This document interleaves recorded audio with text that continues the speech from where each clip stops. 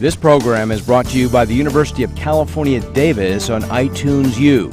For more information, please visit us at itunes.ucdavis.edu.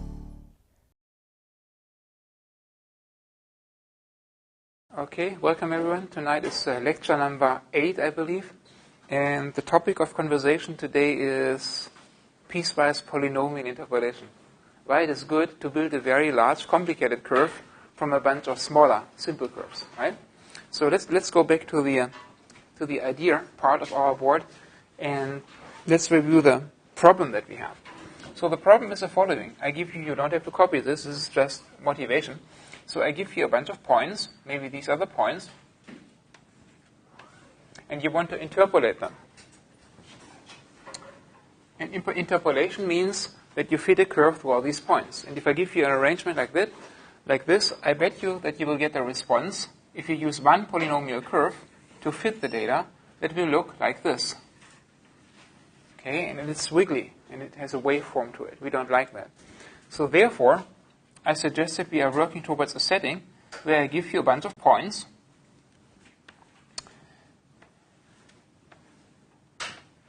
and maybe not just the points, but also derivative vectors at the end of these points. I just indicate this derivative information by these little line segments, but they are really vectors. So, but by specifying 2 points and 2 derivatives at the ends, I have enough information to define a cubic curve for each segment. But then it's also constrained to behave like that for that segment. And the next segment would have to behave like, well, going to this point, and interpolating these derivatives. So therefore, it has to be a straight line. So by going from this global setting to a local setting, we eliminate the wiggly behavior, or we can eliminate the wiggly behavior, unless we want to have it wiggly. So, and then here, we have one global nth degree polynomial, and here we have a bunch of smaller degree polynomials that, when looked at in a combined way, give us the curve that we want. Right? So here we have one globally defined curve. Here we have one curve that is composited or composed of independent pieces, which are curves in their own right. All right, so that's what we are going towards. And then last time I talked about this one particular scheme, which carries this name of Hermite. There was this Hermite scheme. And the particular scheme is based on just one of those cubic segments that I just sketched. So you give a point, you give a vector, you give another point, and you specify another vector, and you would like to get a curve that interpolates all this data, meaning 2 points, 2 vectors. Then I also said, well, the Hermite form likes to think in terms of the points and the derivatives directly, and uses the points and the derivatives as coefficients in a representation. So the Hermite representation,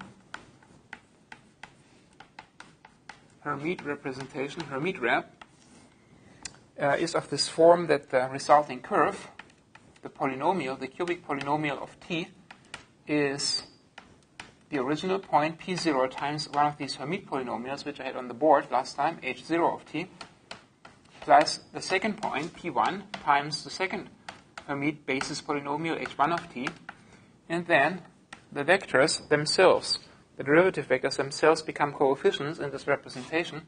So it is the derivative at the first point, p naught bar, times h0 bar of t, plus p1 bar times h1 bar of t. And I don't put the Hermite polynomials on the board anymore. You have them in your notes. Anyway, this is one representation. And I only mentioned that because it shows up in nearly all computer graphics or geometric modeling textbooks. No matter what, in the end, you will get this one unique curve that has to look like that. And the way I've discussed it last time, it was defined over this interval 0 to 1. So this interval gets deformed into the cubic curve P of t. Now I said typically we do not like to think in terms of such a representation. It's ugly. We like Bernstein-Bezier representations, right, with Bezier points. So therefore I also talked a little bit about how we can take this representation and transform it or convert it to the Bezier representation. What do we need for a Bezier representation? For the Bezier representation, we need 4 control points for 1 cubic. And I also put the relationship on the board, what the relationship between this information and the Bezier points was or is. And now we can convert this to a Bezier representation. And it's very easily remembered, of course. The first point has to coincide with the first Bezier point. The last point has to be the last Bezier point. And then you only go 1/3 along this vector, and you go backwards in this direction by minus 1/3 of this vector to get the Bezier points. So I go 1/3 along this curve, which would be somewhere here. And now I go in this direction, minus 1/3 of this vector, so I end up somewhere here. Okay, so now I have my beloved Bezier polygon. Here's a line segment, there's a line segment, and here's a line segment. And this is the traditional representation that we think of as traditional, namely our Bezier form, where we have the Bezier curve. I just for the moment call it B of t. Oh, no, it's the same curve actually. It's the same curve, of course. Points depending on t. And now we write it in our standard form, I from 0 to 3 of Bezier points, bi times bin of t. And the Bernstein points are here. P0 is B0, P1 is B3, and this point is B1, and this point is B2. Okay? And that's it. The rest is in your notes. This is the essential building block, right? This is the building block that is very powerful. This is a very, very important building block that we will use over and over again in the coming lectures, right? Given this information, points and derivatives construct a local curve that fits the information. And then by having this building block, we can build larger and larger, more complicated curves, ultimately surfaces from that idea. Okay. Well, but if we worry about using this as a building block to build bigger pieces from such building blocks, we have to worry about gluing them together in the proper way. And this is the next topic, continuity, right? We want to worry about taking such a piece and connecting it to another piece, and connecting that one to another piece, and so forth, to design very complicated shapes.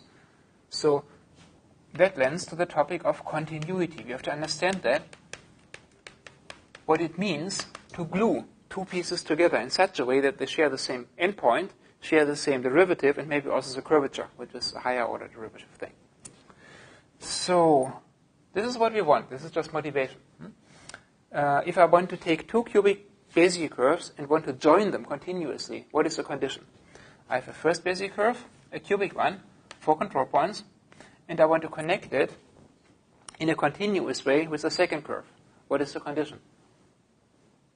First curve, and I want to continue this curve in a continuous way, going this way. Then what is the condition? Okay, the next Bezier curve can start here, right? Correct? And now it's continuous. Overall, I have one continuous curve, yes or no? No. Okay, so what's the condition? I cannot just place this anywhere. What's the condition? Pardon? These 2 guys have to be the same point, right? So, well, these guys indeed can be anywhere, but the beginning point of the second curve has to be the end point of the last point of the first, right? So that's the condition. So if I want to connect in a continuous way, then, well, this curve ends at that Bezier point, and the second curve has to start there, right, to be continuous. It is called C0. It's obvious, right? I don't even want to mention it. So this is called C0, continuity. Continuity, okay? Or just positional continuity. So there is no gap. The second curve starts where the first one ends. So this is curve 1, and here is curve 2. And you have a Bezier point B0 here, and the Bezier point B3 here. And this is equal to the Bezier point B0 bar for the second curve. This is B1 bar, and this is B3 bar, and these points were B2 and B1 and so forth, right? So you see, this is a condition for the 2 curves to match. At least share the same endpoints. Is this good enough in applications, just to make sure that they share the same point there at the break? No, you want to make this more complicated, right? I think you would like to have something like this. I have a first segment, and then I have a second segment going like that. So these do not only share the same point, the same breakpoint there. It's called the breakpoint, right? Breakpoint.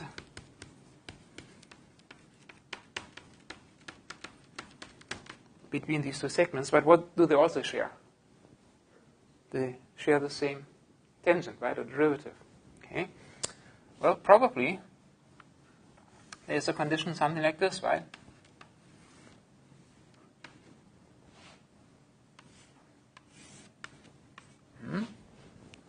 Makes sense? There is a condition that this Bezier point has to be a shared one between the first and the second polygon. But there's another condition. They should have the same derivative behavior. And the derivative, obviously, is defined by this guy, and this guy. So probably these three things have to lie on a line. If these 3 points lie on a line, then at this breakpoint, the first curve and the second curve join with positional but also tangent or derivative vector continuity. Okay, so this is, let us say, same position plus derivative vector.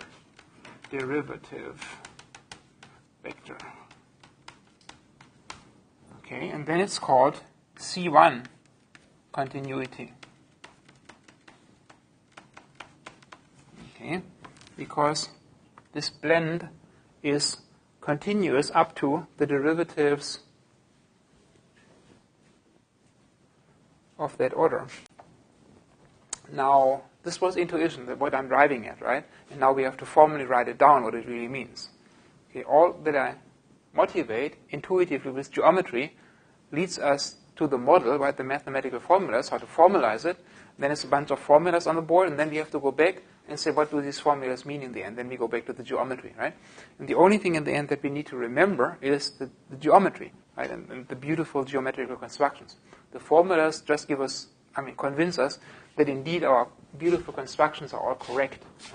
So now I have to write down, or I will write down formally, what it means for 2 curve segments to be blended smoothly with positional first derivative and ultimately also second derivative or arbitrary order derivative continuity. Okay, so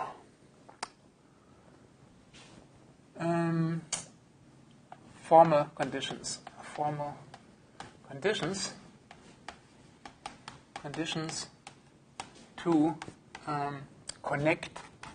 to connect 2 Bezier curves, right? We like Bezier curves. To connect 2 Bezier curves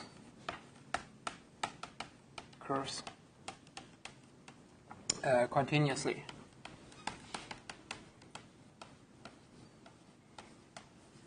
Okay. And there are 3 cases that I will focus on. The first case is we have 2 curves that have the same degree, 2 cubics, and I want to merge them. I want to make them to share a breakpoint. But they are defined over different length of intervals on the t-line and the timeline. What does it mean? That's one case. The other case is I define 2 curves over the same time interval, say from 0 to 1 and 0 to 1, but they have different degrees. I want to connect the cubic curve with a quadratic curve.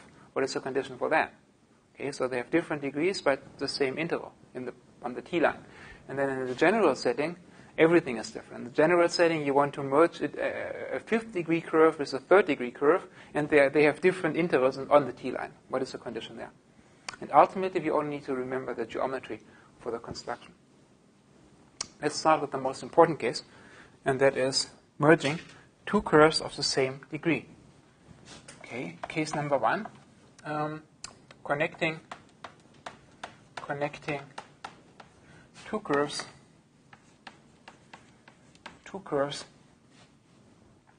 of same degree.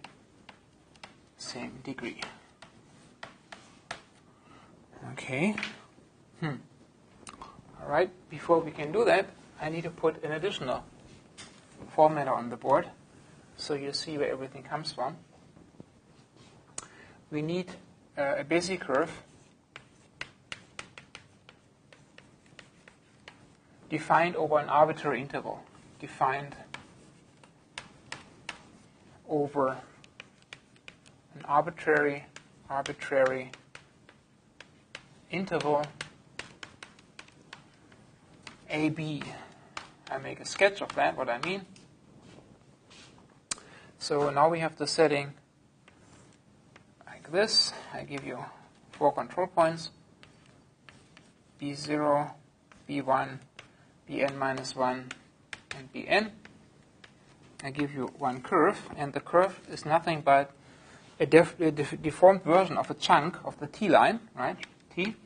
And now t doesn't walk between 0 and 1, but it runs between a and b. And I call the length of this interval delta. Okay, so this piece of the timeline gets deformed and becomes that piece. So, but now we also have to understand what it means for the formulas defining the derivative behavior for that curve. So this curve is C, curve depending on t, C of t.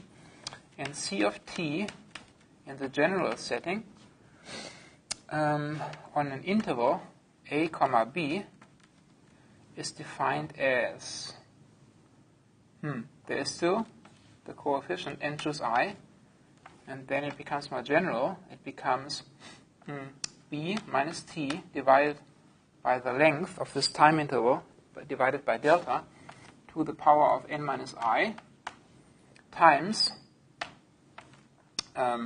t minus a divided by delta to the ith power. Okay. Now, when you set a to 0 and b to 1, then you will see that you end up with the original formula for the curve. Of course, that's just a polynomial.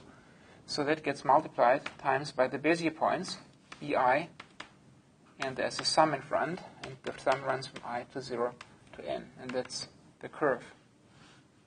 That's a curve of t over the interval AB.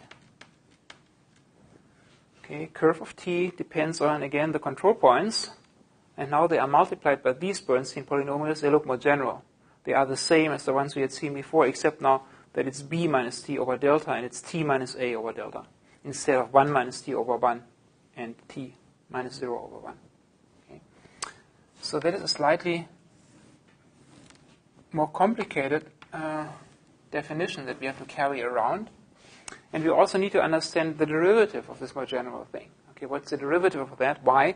Because we want to take one of these creatures and we want to connect it with the second piece, right? So we have to understand what it means for the derivatives here at the breakpoint to be the same.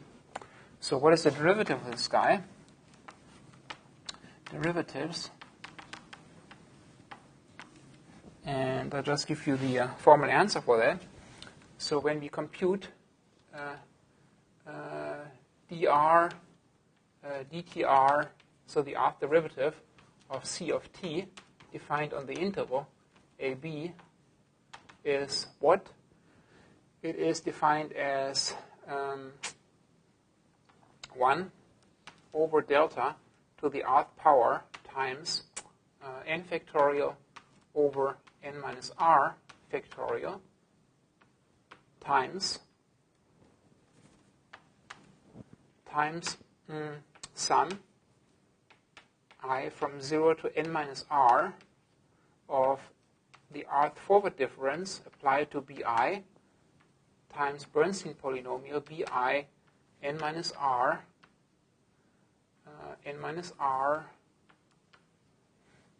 defined on the interval ab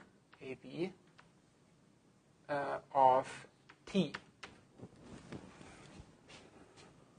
That is the general derivative formula for a curve when it's defined over an arbitrary interval. Is that correct? Well, we have to normalize 1 over delta to the r's power times n factorial n minus r factorial sum I to n minus r delta r bi n minus r. That's it. Yeah. So again, when you plug in there the different the specific value 0, 1, you get the formula that we had on the board before. Again, this is just background. Okay, so whatever follows now is based on these expressions. Now we want to connect two curves of the same degree, okay, on the t line. Now we have to deal with two curves that we blend together. Therefore, we have two pieces on the t line, right? And I call the particular values, say A, B, and C. And I call this length delta. Delta is B minus A. And I call this length delta bar. So delta bar is C minus B. I want to have two curves. First curve, 1, 2, 3. Okay. And I want to continue this curve in a way that is continuously propagated or extrapolated, or continuously connected to the second curve. So the question is, what are these other Bezier points for the second curve, which I don't see yet? Well, obviously, it has to share the endpoint and then something else, right? And we do not know what is the something else. Well, we just write it down. So I call this the first curve, or C of t. And I call the second curve, it starts here and goes to here, I call this curve C bar of t.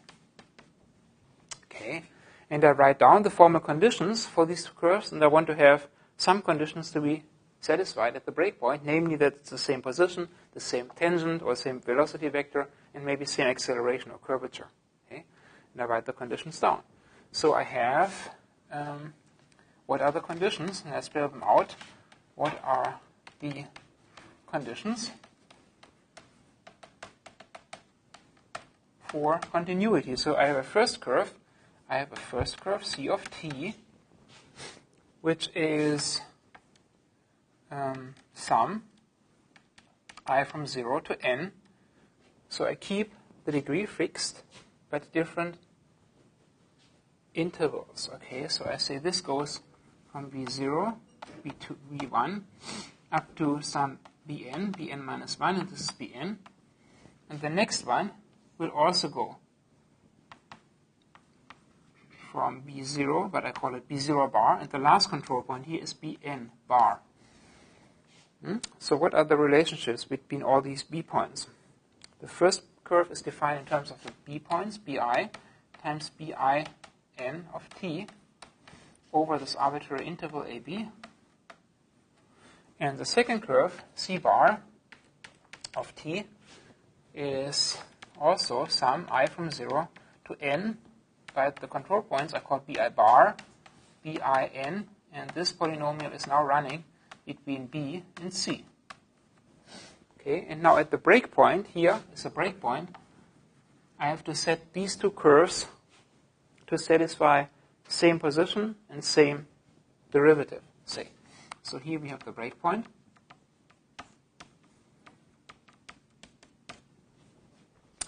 Okay, and now I write the conditions down, continuity conditions. Continuity conditions. Okay, A, of course, B0 bar has to be Bn.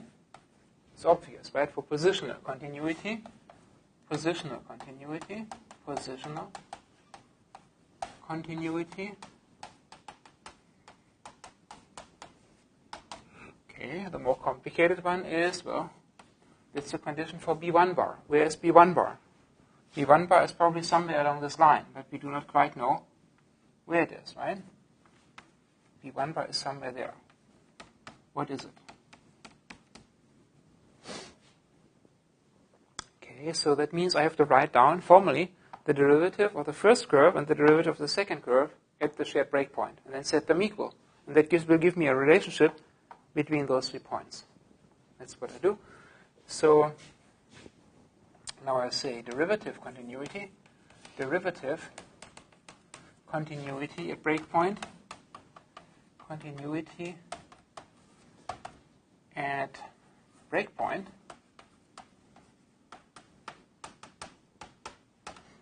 Okay. Now, in order to do that, I have to go all the way here, and I have to formally evaluate this guy at the end of the first curve, and I have to evaluate this guy at the beginning of the second curve, and then set them equal for the first derivative. Now, I do this in my head, and I just put the result on the board. Then I have, for the first curve evaluated at b, and I want its derivative, right? So I say d dt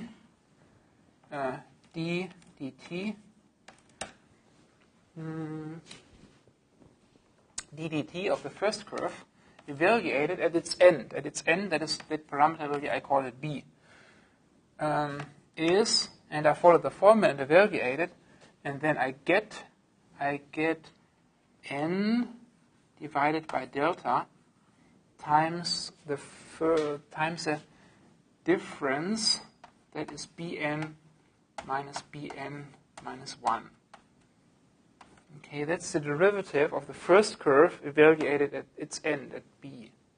Okay, now I also need to understand what's the derivative d dt of the second curve, which are called c bar, when I evaluate it at its beginning, and the beginning is at b. Then I get that is n divided by delta bar times b1 bar minus b, what is it?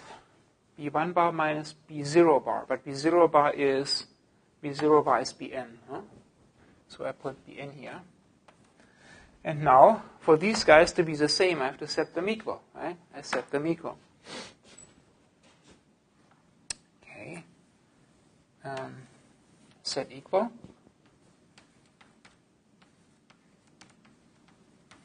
And then I get the condition. So I have n over delta times bn minus 1 equals n divided by delta bar times b1 bar minus bn. Okay. I want the relationship between these three b points. So, of course, the n goes away. I can divide by n, right, on both sides. Then I multiply the right side by delta and the left side by delta bar. So this is the same as saying delta bar times bn minus 1 equals delta on the other side, delta times b1 bar minus bn. Okay. Now I collect terms. I collect all the bn's on one side. I can say here's a bn, there's a bn. It goes over to as plus. So here I have delta plus delta bar times bn equals, and now this goes over positive. So I have, this is delta bar times bn minus 1 plus delta times b1 bar. Okay. Now I divide by delta plus delta bar, and I get the condition. So I have bn equals delta bar divided by delta plus delta bar times bn minus 1 plus delta divided by delta plus delta bar times b1 bar. And that's a beautiful condition, because I can interpret that geometrically. What does that mean?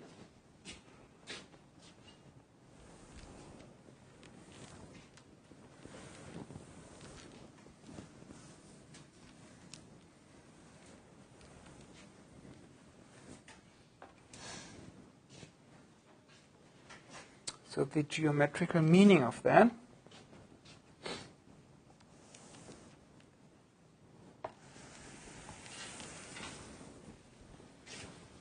what does it look like? One point, this break point, Bn, is a combination of two other points, right?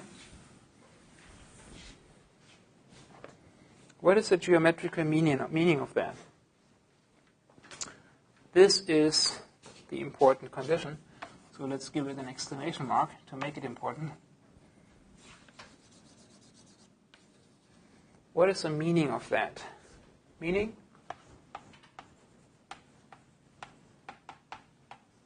The meaning is this. if I give you a t-line and I give you two intervals on it, let's even forget about the names of these variables. The only thing that matters is the two lengths of these intervals. One has a length of delta, the other one is delta bar. And I want to connect two curves to the breakpoint. Nothing matters except what happens at the breakpoint in the neighborhood. So the only thing is what happens at this location. So this is bn minus 1. This is bn, which has to be b0 bar.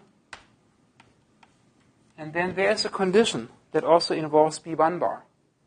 Okay, bn, this middle point, the breakpoint, is on the left-hand side, and it's a combination, a linear combination of the two other points. Right? So that means the 3 points have to lie on a line. And this line is split in a certain ratio, like always. The only thing you need to understand is that formula, what it means to linearly interpolate 2 points. So the point in the middle is a combination of this bn minus 1 and the b1 bar. And this ratio, how this is split, is given by the numerators, delta bar and delta. So that means here you have this ratio, delta to delta bar, and that ratio has to be reflected here. Here, this is the same ratio now. This is the ratio delta to delta bar. And that's the condition. So this is b1 bar.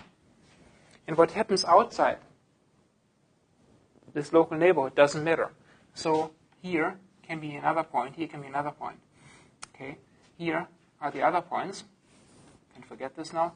Here is another Bezier point, and here's a Bezier point. So now I have a first curve, a second curve. First one given by the circles, second one by the squares.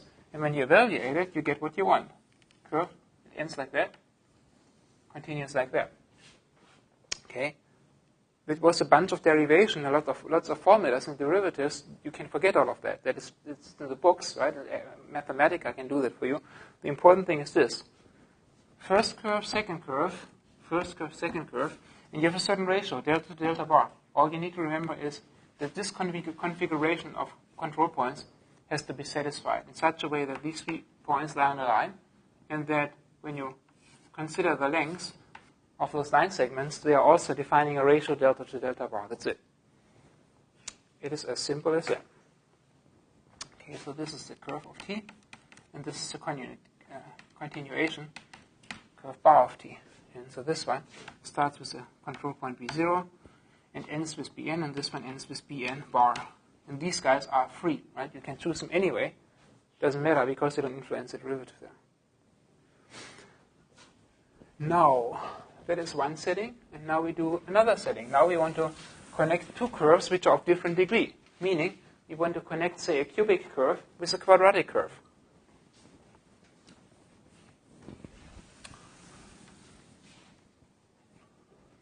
Okay, so the next situation is this. I give you a cubic curve on one end, and I want to connect it smoothly with a quadratic curve there. Right? So I want that. But what is the formal relationship there? How? Well, this is given. Right? And then, of course, they have to share the same point there. But what are the conditions for this guy and this guy? Okay? To make sure that this is really a nice overall smooth curve. So now we investigate that case. All right? So that is case number 2. What did I say B? I said B, right? B. Connecting two curves of different degrees,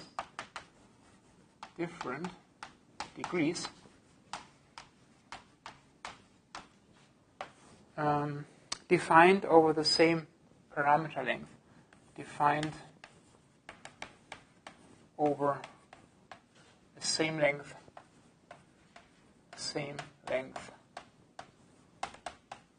parameter interval.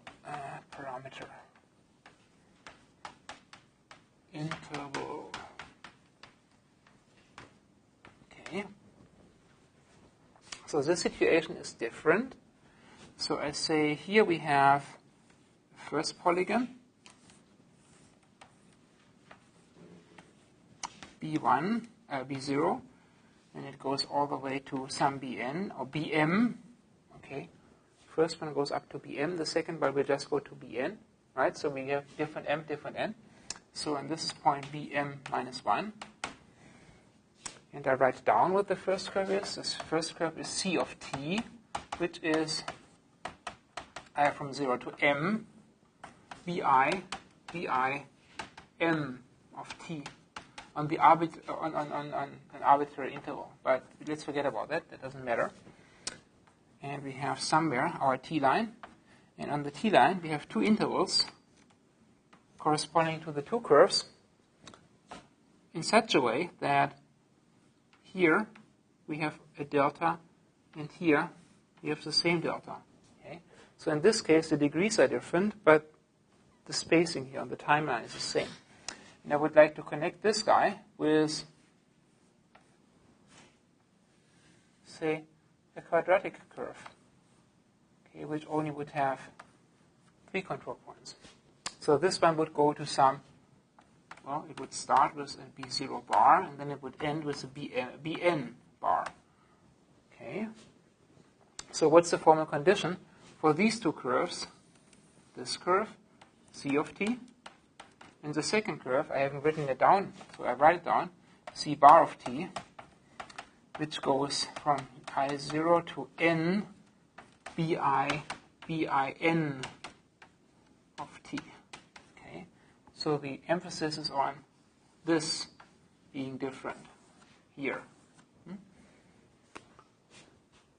Okay, and I want to extend CT in this way so that it connects smoothly with C bar in this way. Okay, so what's the condition for this guy? B1 bar. What does it have to satisfy for these two curves to join smoothly at the breakpoint? I just do the same that I did before. I write the derivatives down formally. I set them equal, and we get the picture. A simple geometrical interpretation of that. We just write down what we want in terms of the formulas, and then the result we interpret geometrically. So the conditions, okay, again, C0 continuity is obvious. Continuity, of course, B0 bar has to be Bm. And now we come to the next condition, the C1 continuity, sharing the same derivative vector or same velocity. Okay, we don't know that, so we have to write it down. So we have to write down what ddt of the first curve C is at the breakpoint. Okay, so now I do write this, give this breakpoint a name again. I call it B. When I evaluate the first curve at its end, then I get the expression m divided by delta times bm minus 1.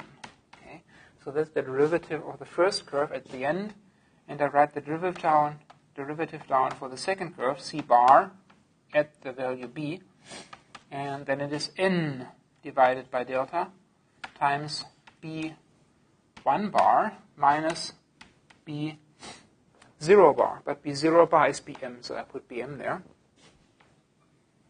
Okay, and now I've set these things equal. Set equal. When I do that, so this has to be that. That's what I spell out. So I have n divided by delta times bm minus 1 equals n divided by delta times b1 bar minus bm. Okay, can I simplify that further? Yes, I can divide by n on both.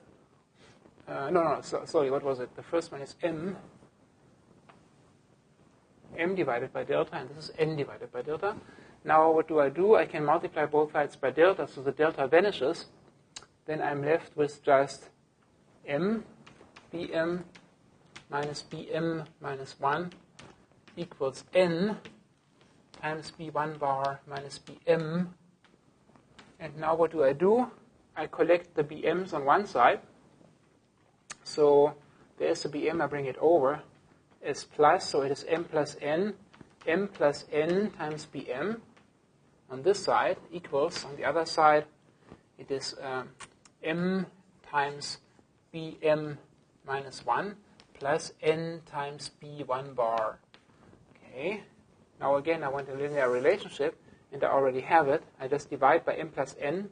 So I have bm, which is the breakpoint, equals m divided by m plus n times bm minus 1 plus n divided by m plus n times b1 bar. Okay, so that is the beautiful relationship in this case.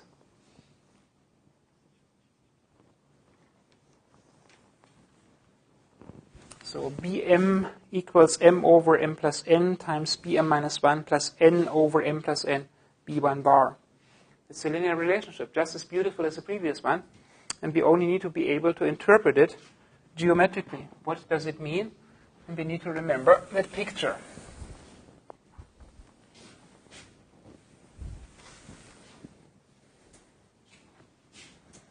So the geometrical meaning of this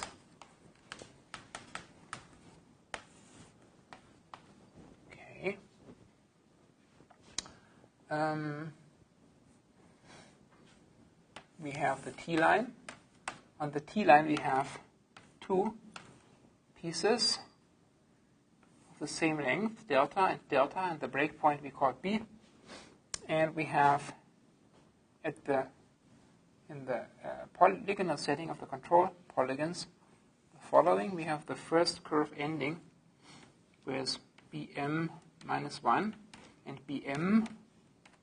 And bm has to be the first of the second curve, b0 bar. And then here we have the relationship. bm minus 1, and b1 bar have to lie on a line again.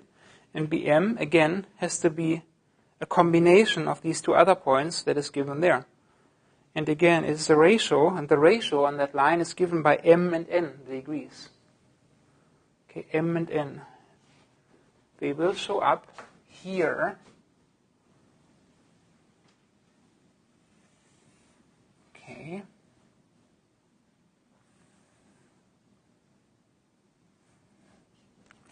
Here's a ratio now. And this ratio has to be n to m. N to m.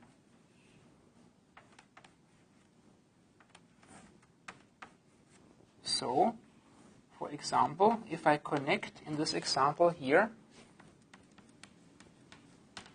I have m being 3, okay, b0, b1, b2, b3, and n being 2, b0 bar, b1 bar, b2 bar. So I have these degrees, 3 and 2, and 3 and 2 is flipped and becomes a ratio 2 to 3. And the 2 to 3, the n to m ratio is there, 2 to 3. Okay? And then if that's satisfied, then I get a curve, a first curve that looks like this, and the second curve, the parabola, will continue like that. And they merge with the same velocity there. Okay? So these two curves, that's the breakpoint. That is C of B equals C bar of B, and d dt at CB equals d dt C bar of B. Okay? Same position, same derivative. This is the first curve, C of t, and this is the second curve, C bar of t. So this is B1 bar, and this is Bn bar. And here is B0. Okay, so it's very simple.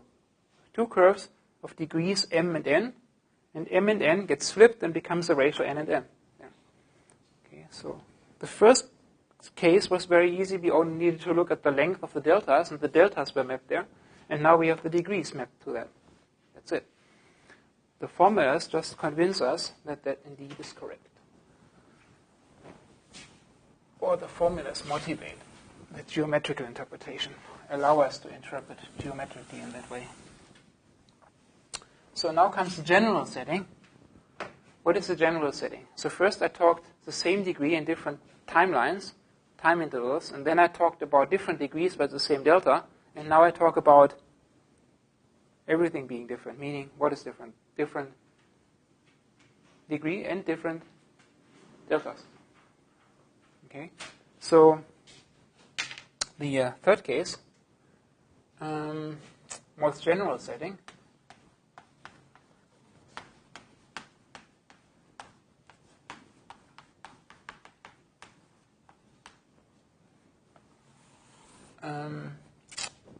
Continuity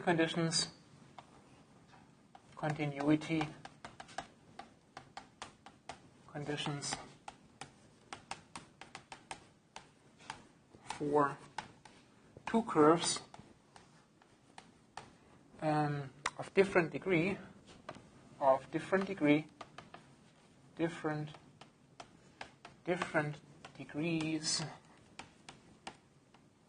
defined over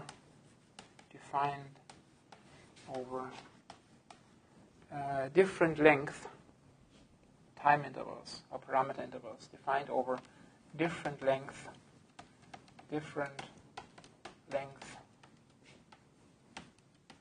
again, different parameter intervals.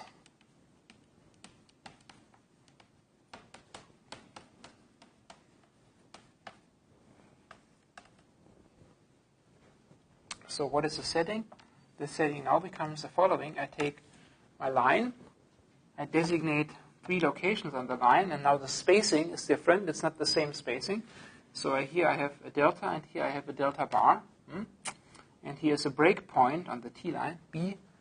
And I want to have 2 curves, first one and a second one, joining smoothly at this breakpoint.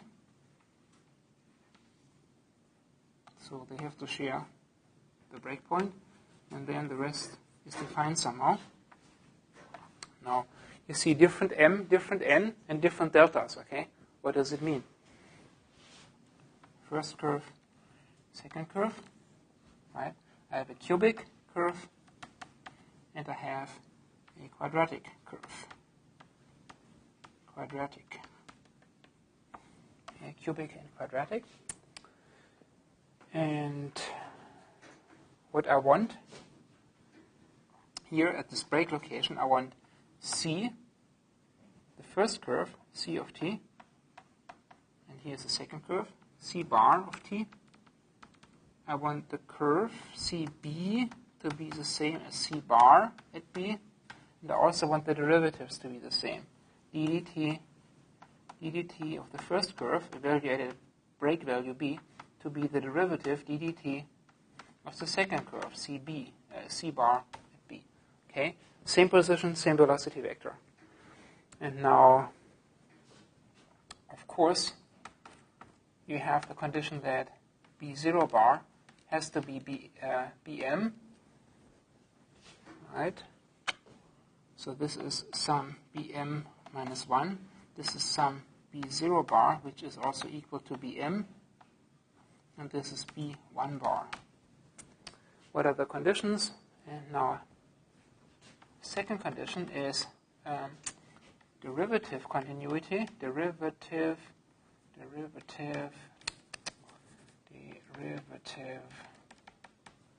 continuity. And now again, I just write the derivatives down, I set them equal, and then I can just multiply that out in my head and only give you the formula, okay?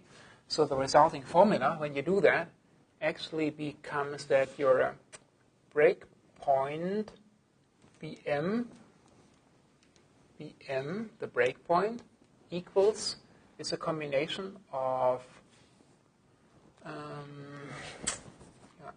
it's a more complicated combination of bm minus 1 plus something times b1 bar.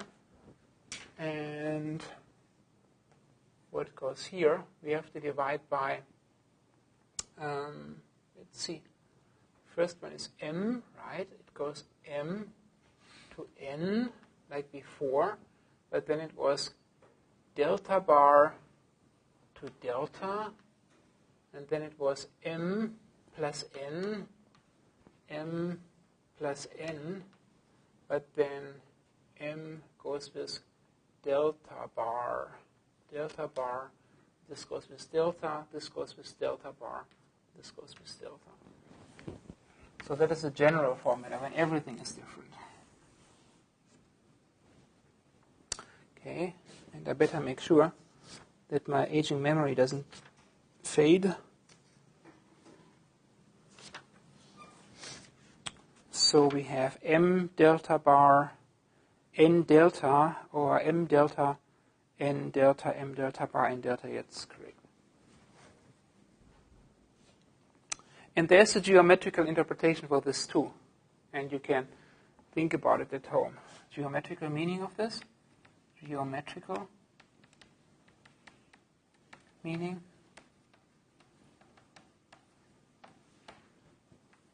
Yes, of course, there is a geometrical meaning for that. Okay. Now, I only talked about positional continuity and derivative continuity. Now we can go to higher degrees of continuity, right? So again, this is called t for time. I sometimes also talk about velocity and so forth, and trajectory. So there is a physical interpretation for all of that, right? So when you drive in your car, what is important? Velocity should be smooth, but what else if you want to experience a smooth ride? What is the derivative of the velocity? The acceleration also should be continuous, right? So that goes to the second derivative. So there's a physical interpretation where you would like two curves, two trajectories to be joined in a way such that they have the same point. Right? You start the car where you stop, but also you would like to have the velocity vector to be the same and the acceleration vector to be the same. Then it's a smooth ride, right? Otherwise you'll be feeling something. Okay? So now I want to go to the next level of continuity, that is second derivative continuity, or acceleration continuity, if you think in terms of physical terms. And then I will stop because all the others follow by induction, right? If you understand how to do it for first derivative and second derivative, you can do it for all.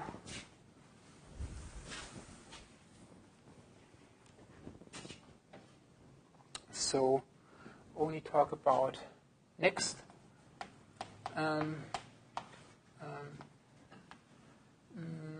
C2 continuity, C2 continuity, or think in terms of continuous acceleration. Continuous acceleration.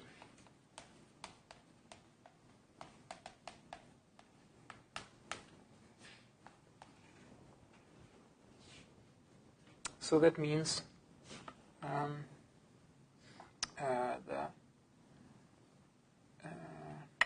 two curves must agree in position derivative vector or velocity, derivative vector, right? The derivative is a vector or velocity, and in second derivative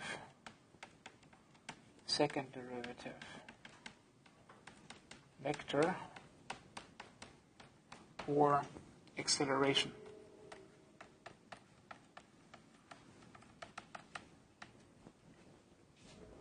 Where at a breakpoint.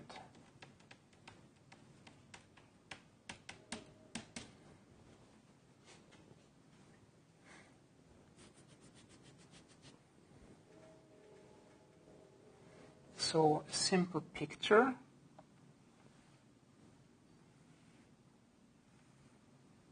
Okay, first curve and second curve.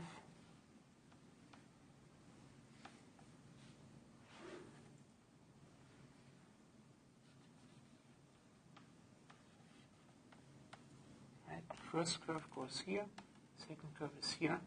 I want to make sure that when I drive in my car on this overall curve, that I do not feel anything when I pass through this breakpoint. It should be a smooth ride, meaning there is no change in velocity, this velocity vector, and there's also no change in acceleration. Okay? So this is a breakpoint. First curve, second curve, this is the first Ct, and this is the second C bar of t. I only want to go into the situation where the first curve goes from b0 up to some bn, and that is b0 bar, right? And same degree as bn bar. So I only discuss a case where both curves have the same degree, n plus 1 control points. But they are defined over different times. Okay, so there's a delta here and there's a delta bar here, and here's my timeline. So that's the geometry. Two curves, same degree, n, but two different times.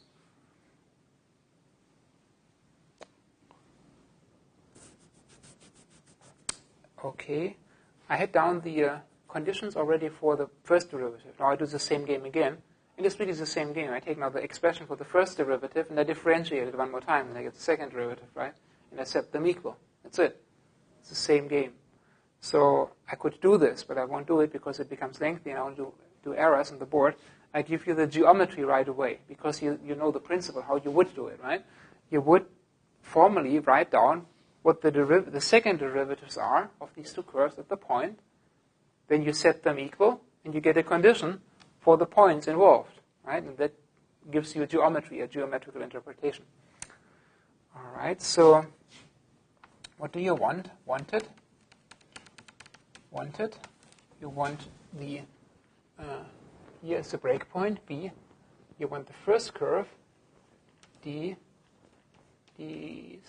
squared dt squared of the first curve evaluated B to be the same as second derivative, d squared dt squared, of the second curve, C evaluated B.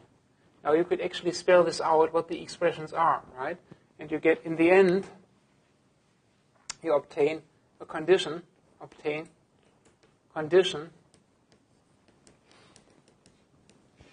that involves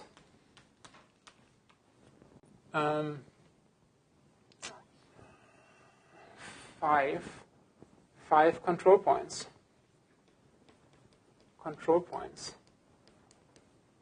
And these points that will be involved in the equation are b n minus 2, b n minus 1, bn, which is b0 bar, and b1 bar, and b2 bar.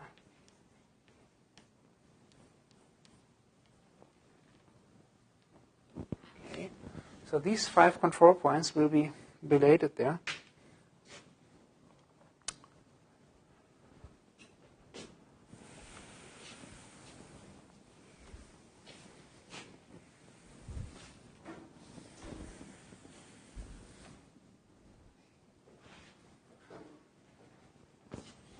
And I tell you what the meaning of this is, the geometrical meaning of the condition you get. Geometrical meaning of the condition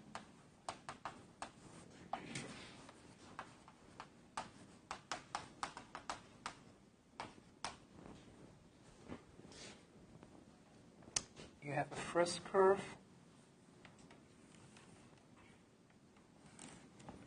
that ends like that. So I say this is Bm, or this is Bn.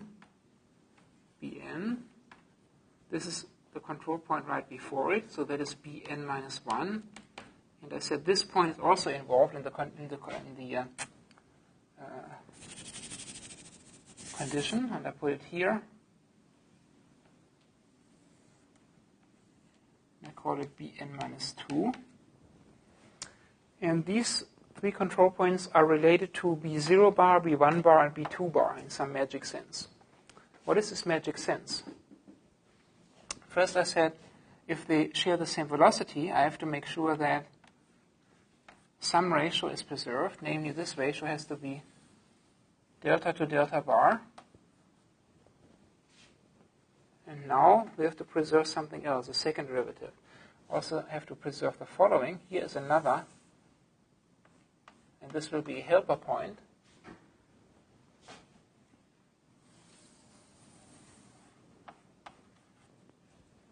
And I call this helper point D for reasons that become obvious later. And I used only ratios on the T line, delta, delta bar, in this construction. Where are delta and delta bar? This one is a ratio, delta to delta bar. Here I use the ratio, delta to delta bar. And here I use the ratio, delta to delta bar. Okay, and if these ratios are satisfied in that figure, then indeed these two curves will join C2 continuously at the breakpoint. And it doesn't matter where my original point B0 is and all the other ones here. It doesn't matter where this guy lies. Okay. This is Bn, which is B0 bar. This is B1 bar, and this is B2 bar. So this guy is free, can be anywhere, and this guy is free, B3 bar.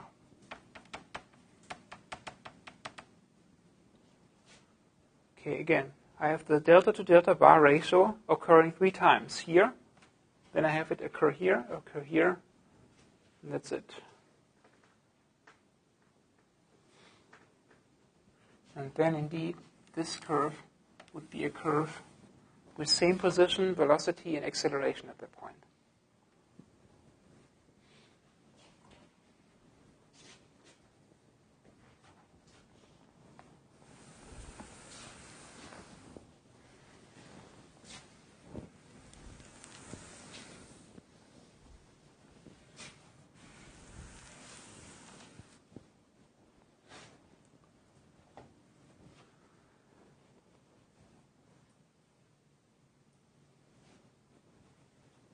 Do you see where the ratios go in the picture? Do you see the geometry in it? Maybe one more time, okay? One more time. I have a first curve, or its polygon. Okay, there. It has the circle control points. And in the time interval, I want the first one to be defined over an interval of length 1, and the second one to be defined over an interval of length 2 to play with concrete numbers. So I have the ratio 1 to 2 here, right? Okay. The second curve starts here. It has to share that last point. And now come these ratio conditions, 1 to 2. The ratio 1 to 2 has to be mapped onto this line. Right? So this is 1 to 2, the ratio. Okay, now I have to map this ratio 1 to 2 also on this other line, this helper line, to get this D point. Okay, so this is ratio 1 to 2. And then I connect this, and it goes down to a point further down in the floor. And also has a ratio 1 to 2. This B has to be the ratio 1 to 2. And this here is the ratio 1 to 2. Then and only then do these two curves meet C2 continuously there. Okay. That's just the way it is.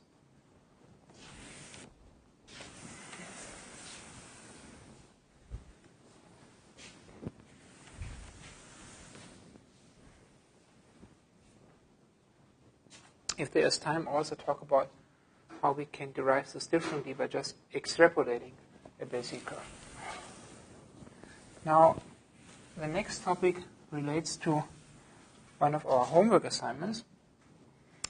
It is related to actually putting all of this to good use, namely now to build a big curve that consists of multiple pieces and they come together continuously, right? So now we are there. We have all the building blocks. We have the understanding of the continuity conditions.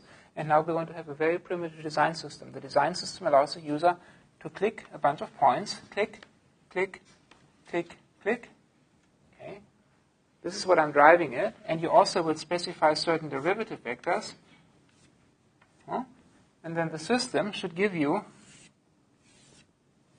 a curve that interpolates this. Okay? Now, the first case we don't really need to talk about how to do the interpolation case is just a polygon, right? The most trivial. You click points, and you say, give me an interpolating curve that is only C0 continuous, then you get the polygon, right? A C0 continuous curve is, the answer is the polygon itself. Now that's boring. We are beyond that, right? That is a C0 continuous interpolation of all the given stuff. Now I want to go to something that is smoother, okay? Not just a polygon. So if I say line segments are boring, what is the next level where we can do something? From lines to? Curves, right. So what comes after the degree of the line? C1 continuity, and what degree do we have to go to? From n equals 1 to n equals 2. 2. 1, 2, 3, right? So the first really interesting class is parabolas or quadratics. How can we join a bunch of quadratics together, right? Because, I mean, with the polygons, we only can achieve positional continuity. So if we want to achieve more, we have to use a parabola. What can we achieve with that? Can we go C2 continuity, C3 continuity with parabolas? Maybe, maybe not. We will see what we can do. Okay, a simple construction for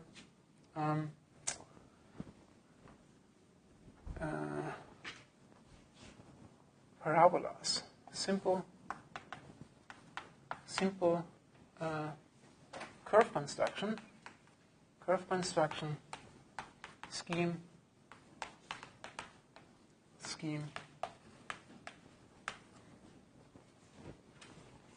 based on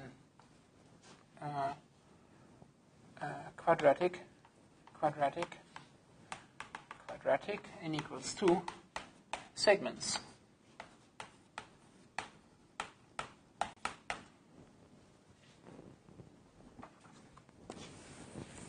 Okay.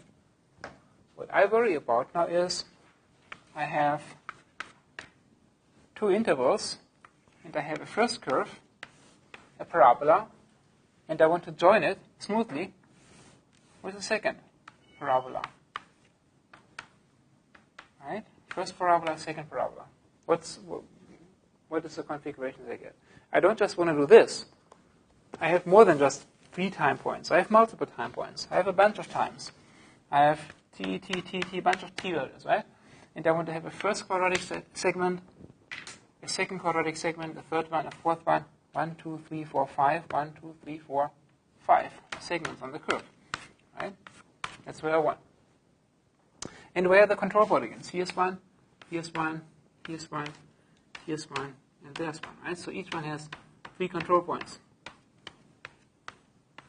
right? I have t values, I have the points to be interpolated, and what I don't know is, are these points in the middle, obviously, right? They are not known. But they follow from the continuity conditions, of course. Given points pi, I from 0 to n, to be interpolated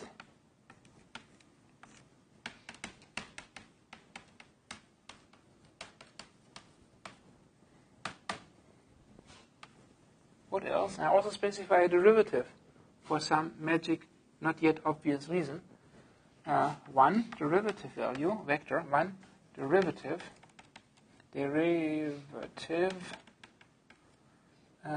vector at t equals t0, and I will make a picture of all of this. and the t values. And time points, or parameter values, time, I call them time points because they really are time points. Time points t0 up to tn, right? N plus 1 points, n plus 1 time points, and 1 derivative. So this is the given information. I say, give me a point, give me a point, give me another point, and another point, and the last point. Okay, so this would be my happy point number P0, my happy point P1, an arbitrary happy point Pi, and then the last ones would be Pn minus 1 and Pn. And I also say I specify a derivative vector at the beginning. Okay, so specify a derivative vector at the beginning. It should start out like this. Why not? Okay, so when I call this derivative vector, I call it P0 bar. Okay, we had this bar notation before. So I call this P0 bar. All right.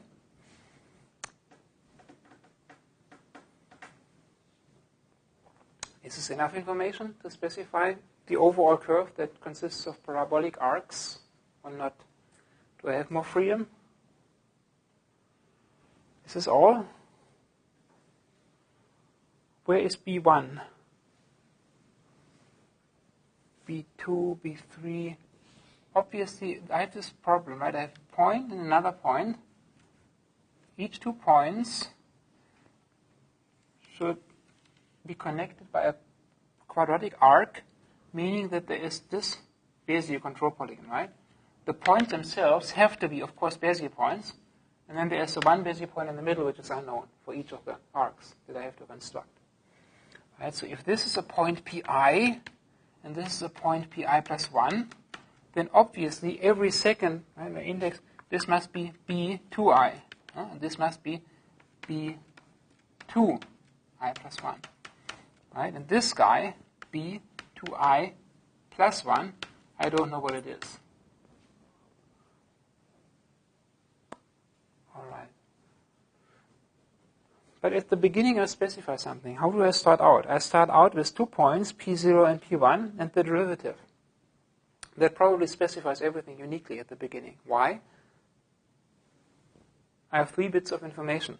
P0, the derivative there, and P1. That is 3 degrees of freedom for a quadratic, right? Which also have 3 degrees of freedom, B0, B1, B2. That's it. I have everything specified. So how does it start out at the beginning? At the beginning, situation at the beginning,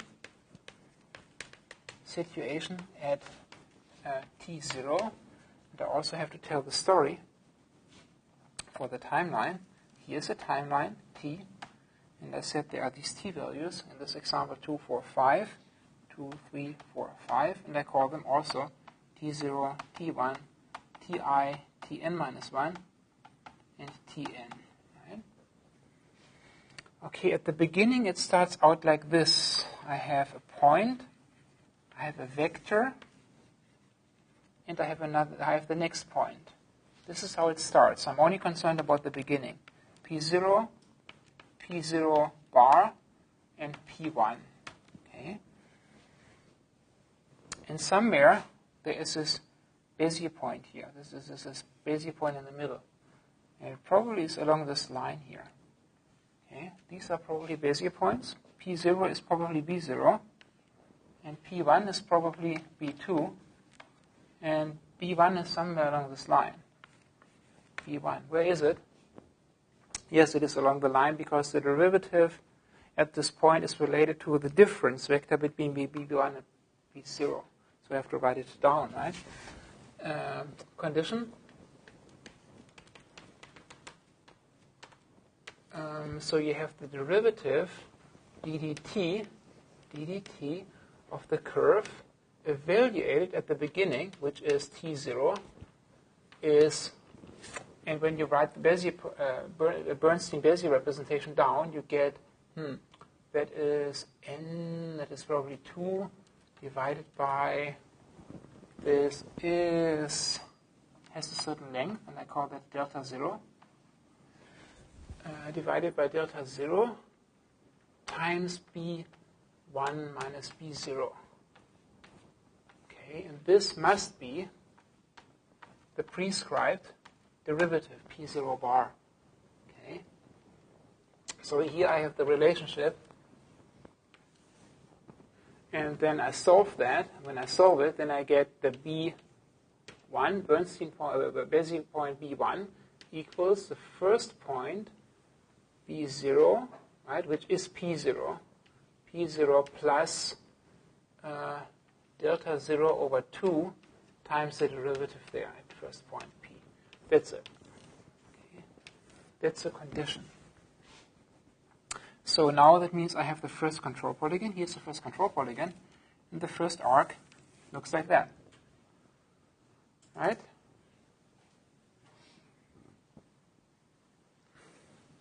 Do I have any freedom left or not?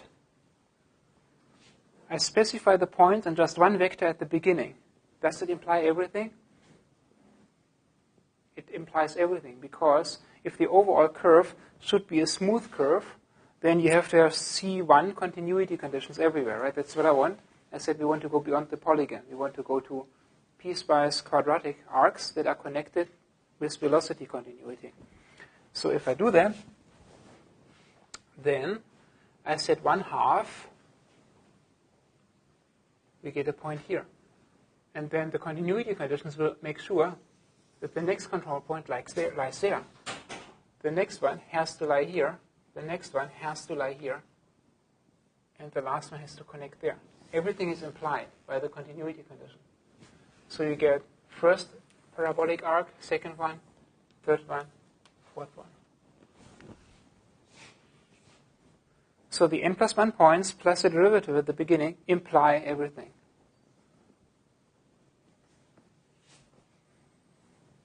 Meaning, whenever you change the vector here, the entire curve will change, right?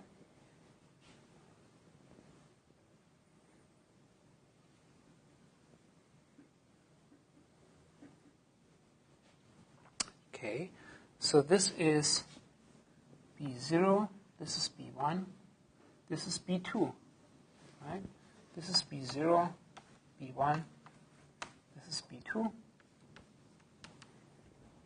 And I keep on numbering through, right? So this is B3, this is B4, this is B5, and this would be B2n, right? But it's not one curve. It's a curve that consists of a bunch of individual, independent parabolas, right? So always 3 points define one arc.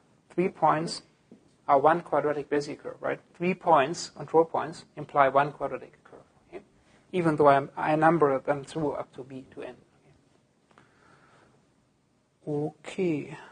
Again, summary. What did I just say? I said, if I give you a point, I give you another point, and I give you a vector at the beginning, then the first parabolic arc is specified by this Bezier point, and another Bezier point that lies along that line. So the first control polygon is this one, defining that curve. Okay? And then I said everything else is implied. By what? Everything else is implied by the continuity condition. So if this is T0, this is T1, and this is T2, then you have a certain delta 0 to delta 1 ratio. And this ratio here has to be propagated here.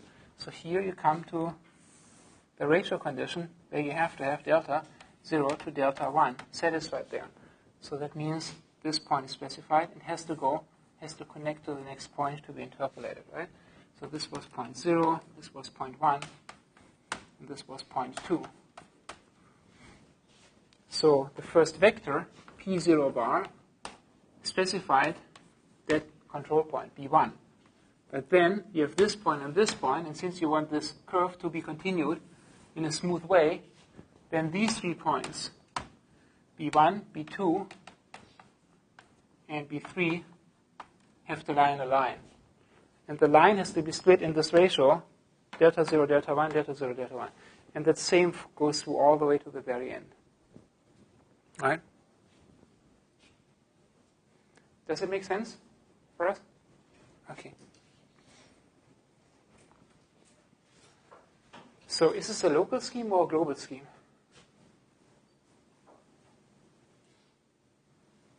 Now you're confused, right? Because I specify something, it has an influence everywhere, right?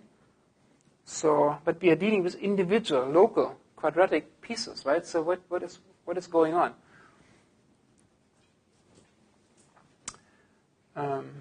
Well, it boils down to how many degrees of freedom do I have, and by what do I constrain all these degrees of freedom, right? I have n plus 1 points, and I have one derivative that I want to have interpolated. But I also want everything to be interpolated in a C1 continuity fashion. When I write all of that down, then I have no degree of freedom left. I have one unique answer. So in a sense, you still get one unique global solution, right, for all of that. All the points plus one vector determines everything. Okay, let's do that again, what I was just saying. And you get a more intuitive feel for that. I give you a point, I give you a point, I give you a point. Very simple situation. I give you one vector. I give you one more point. Makes it more interesting, one more point. Okay, 4 points, and I give you one vector at the beginning. This vector. Okay? Then the Bezier points will be boom, boom, boom, boom. And here I have one, here I will have one, here I have one. That's it. And I have 3 parabolas. 1, 2, 3. That's one solution. If I move this vector around and change it to this, point, point, point, point, and now I make the vector go downwards, like this, then, well, the Bezier points are these. These are definitely Bezier points, and the interior ones are halfway, maybe along this vector. I have to connect here. Here's another one, here's one, here's one, and I get 3 curve segments. One goes down, one goes up, one goes down. Okay, so now you see when I change this vector around, the way these curves wiggle around, upwards or downwards, right, changes. So therefore, this is not a nice scheme, because if I specify the vector at one point, at the left, everything to the right follows. How do I make it more fair? I could generate one curve coming from the left going to the right, and I could generate another curve coming from the right and specifying at the right end the vector and going back to the left and then averaging the results. Think about that. Because I said I have only one vector freedom, right? One velocity. Where do I specify? If I specify it at the left, that's not fair to the rest of the curve. So I can specify one, the vector at the beginning. For another pass, I could specify a vector at the other end. I get 2 different control points, and then I average them. Okay? Think about that. All right, please stay, and we can talk about the second project a little bit more. Thank you. The preceding program was brought to you by UC Davis on iTunes U. Please visit us at itunes.ucdavis.edu.